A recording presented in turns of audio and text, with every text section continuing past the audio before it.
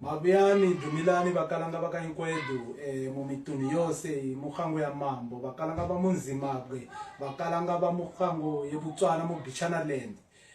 unomulezwa ndi King Mabuwe gomba lumela kancube kaja ugwela ntasi mndambeli nkulu makudo kudombo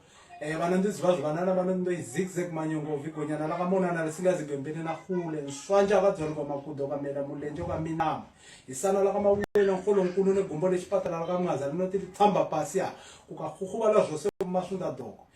bakalanga ndina chikumbilo hapa senkalanga na mivo ndakajali kuti bakalanga ngati ziveni zviboka sezimwe njuzi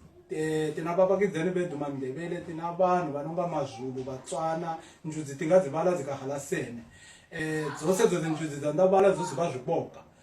dzoziva zvitema dzoziva zvikudza izvi bakalanga ngati zvibokeni ndipa challenge yeyi semandiwa ndi zviboka ndopa challenge yeyi nokuvatungamiri vose mema-radio station evukalanga TV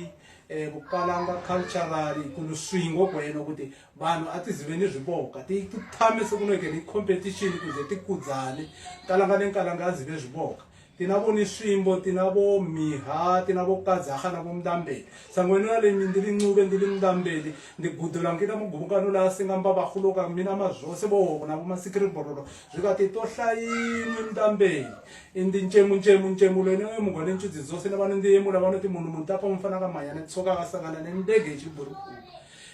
andisvika kubana bamthakazi kabulawayo noabethi nangu sefikile unangu siradarada sembuzi esikhamba zibheke phansi esingachitha kumnandi u2 by 2 umthetho amaphilisi ungubi yadoselwana ngapha nangapha imsobho empilo ehlangana emnganini owodwa kodwa nakanjani yohlangana khona ngale thunjini ndokusiya kumuli batungameli bebukalanga ukuthi athi kuthameni kube competition tinosvika kuluswingo tikuseno